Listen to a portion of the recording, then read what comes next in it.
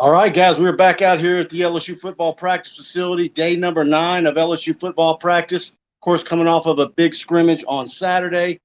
And looked a little lively today, but also I think there were some components of what we saw today that were a little laid back. Of course, we're brought to you, and big thanks to Bart Smokey and the Smokey Investment Team for sponsoring these instant analysis pieces for us.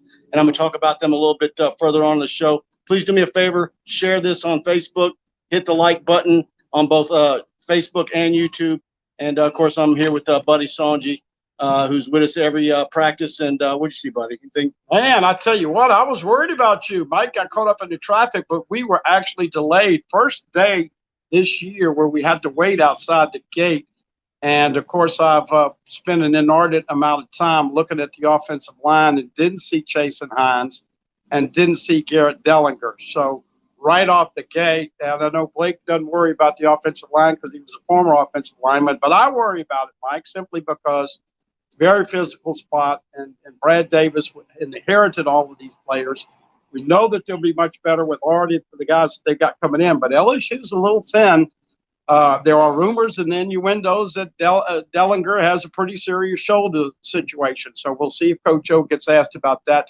Jason Hines, not sure if he'll be back this week, but right now across the board, Cam Wire, who had a rough day against Andre Anthony over the weekend, Ed Ingram, Liam Shanahan, and Anthony Bradford's playing right guard in place of Hines. And, of course, Deculus is the leader at right tackle. But, Mike, and Brian and I and you and all, we always talk about it. You want to have 2 across the board. That is a stretch right now. Got to get Jason Hines back and got to get 3 or 4 guys that'll step up. Charles Turner making some progress. There's other guys. We'll talk about that, and we'll talk about the quarterbacks because I spent a little more time, and I got to tell you, folks, Garrett Nussmeier is throwing the heck out of the ball right now. Yeah, I tell you what, I know that, of course, former players get to go to practices and see them in full, and they get to go to scrimmages. And I think one of the things that might be out there right now is that maybe the offensive line struggled in the scrimmage on Saturday. But I'm also told in previous practices the offensive linemen more than held their own. And think about this. The reason why the offensive line might not look as good to some is because look at that defensive line they're going up against every day. That is one of LSU's best defensive lines. I think the best defensive line since Ed Orgeron's been here, sure. And he'll tell you that. So that's part of it. It's the same deal as to why wide receivers and Jamar Chase and Derek Stingley going at each other. Well, you're talking about 2 of the best in the country battling every day. So I think this defensive line is going to help the offensive line get better in the coming weeks. So I think that's part of what you're seeing out there. But, I like the way Nussmeier was throwing the ball today. And but, yeah, they're at some point they're going to need to get through some of these bobos and get some guys back. By the way, I hope most people realize that Max Johnson and the ones on offense went against the number 1 defense. And the old days is you want to build the guys up. So your 1 on offense would go against the 2 defense. And then, of course, your 1 defense would go against the 2 offense, and everybody would feel good about themselves. So when you look at the stats from the scrimmage, be cognizant of the fact that Max Johnson was going up against Andre Anthony and all those studs, Ali Gay, Neil Farrell was having a great camp, Joe Evans and all those guys. And of course, Nussmeier was feasted on the second team, and that's why he had 3 touchdowns. So we want to make sure you know that. A bunch of guys in the yellow jersey and a bunch of guys still tweaked. Now, it's good to see TDP back. Tyrion Davis-Price was back today. Mason Smith in the yellow jersey. I saw Jordan Tolles and obviously 25, our guy that we've been talking about, Cardell Flott in a yellow. Eli Ricks in a yellow. Jacobian Gilry in a yellow. Alex Adams in a yellow.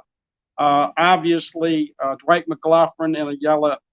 Landon Jackson in a yellow, and Jarrell Cherry. So you've got some bumps and bruises. I didn't see Stingley out here.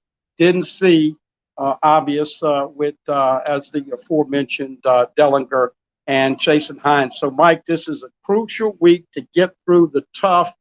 Folks, this is just like when you're moving into a house and you got a week of get all your stuff out of one place and bring it in, and you go, how are we going to do this, honey? And you just put your nose to the grind, and this is tough. One more week of tough sledding, then they'll start worrying about UCLA.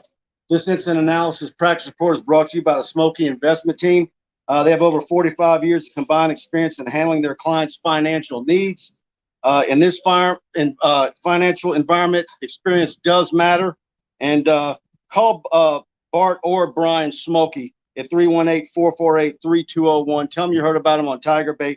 Securities offered through LPL Financial member FINRA/SIPC. Can't say enough about Bart Smoky and his group in Alexandria. Give them a call. Top-notch people. One of the things we're blessed with at TigerBait, with all our sponsors, is that they're people I know and have known for many years. And we're lucky to have a bunch of good sponsors that I can vouch for personally. So fantastic. Bart, by the way, listen to Bart on 96.9 Tiger Talk. In fact, he's going on right now. I'm going on at 5:45 to 6 o'clock, talk some football with them. So you can listen to that on 969rocks.com. So check that out. But another tidbit that I got today, you guys know I had Savion Jones from St. James, my number one guy, 1A, 1B, him and Mason. And I'm hearing he's showing some flashes, and he's going to play. And he's got the advantage of playing behind Ali Gay. So, he's a kid that's adding weight, and I think he's going to be a strong force. And it's not a deal where you might see him in 4 games, and that's it. I'm told he's going to play in a lot of games, probably every game. Yeah, by the way, on all the footage you will see, you're going to see John Emery have a couple problems with a couple of particular pass plays. And once again, we go back to 19 and Clyde Edwards-Helaire, 55 catches, the incredible touchdown right before halftime against Alabama. I really believe this is why 21 and 22 are going to have to play TDP and John Emery. John Emery, he had an oh my God and another oh my God. Folks, you've got to be able to seamlessly judge the football, turn your shoulders, catch it. And what's the tendency? Well, you're peeking because this guy's getting ready to roll you up. And so you do this and you drop the ball. That is still a work in progress with John Emery catching the football out of the backfield. Boy, I got to tell you, Garrett Nussmeier, don't worry about quarterback if he has to play. He is throwing the heck out of it, making a lot of plays. Max Johnson smooth as always. Once again, defensive front. Mason Smith didn't go this weekend. They're holding these guys out, Mike, because they don't want to get them even more hurt. But at some point, these guys are going to have to get back from the injury list. And nice, hot out there. We got a little bit of a sweat, and now we got a little rain coming in here. So we're even doing a report while it's raining. And I know Pretty Boy here. Good. Yeah. Of course, my dad told me a long time ago, shit don't melt. Well, guess what? I'm not going to melt, but I hate to see that Mike's getting rained on. No, I'm glad to get rained on. I guess I could say that. I tell you what we saw too. I saw they were really getting after the receivers today. I've got some footage of that where they were wanting them to come in and do some picks and take some defenders out. I got a good angle of what they were teaching today on that, and I've got that clip that Buddy was talking about where Kevin Falk was. That's one thing Kevin Falk doesn't like is drop balls from running backs. That was one thing Kevin did extremely well, and that's why he was, a dozen years or whatever it was with the Patriots. That's how good he was at that. So, yeah, so we've got that all. I'm going to have that video package uploaded on TigerBait here in a little bit. Thanks again to the Smoky Group.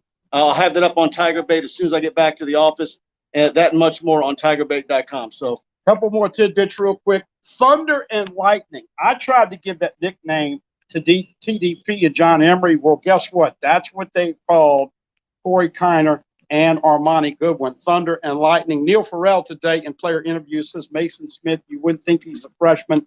First guy ever in the history of LSU football to wear the number 0.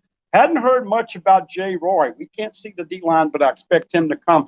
Defensive front is loaded. On the back end, you got to get those guys healthy.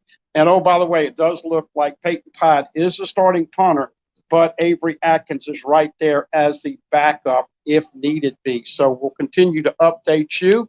And, of course, we'll try to give you as many tidbits as we can getting out there. Actually, we waited about 15 minutes, but I think they gave us a good 20 to 25 minutes today. So that was good. We got more time than we thought we were going to get today. So yeah, I'm appreciative of that. So, but one more tough week to get the grind in, and then you start putting in the program and the game plan for UCLA. And once again, folks, whatever you do, whether you go to LSUsports.net and print up a roster, whatever, seriously, There's nothing more embarrassing when your better half, your wife says, baby, who's number 6? You got to know if it's Derek Davis Jr. or Deion Smith. Who's number 5? You got to know. Obviously, there's a lot of double numbers. And, Mike, I'm excited to see all these new players. LSU's got about 20 to 25 new players. You're going to have to know the numbers, and we're going to try to get you there so you'll be ready to go on September 4th. All right, guys. Thanks for tuning in. Thanks to the Smoky Investment Team. As always, go to TigerBait.com, subscribe, choose the annual package. As always, save yourself 3 months on that. We want to have you as a premium subscriber to TigerBait.com, and we'll be back out here tomorrow. I'm also got a stockpile of recruiting updates. I need to get them all out. I think I'm trying to get a couple of those out to you tomorrow.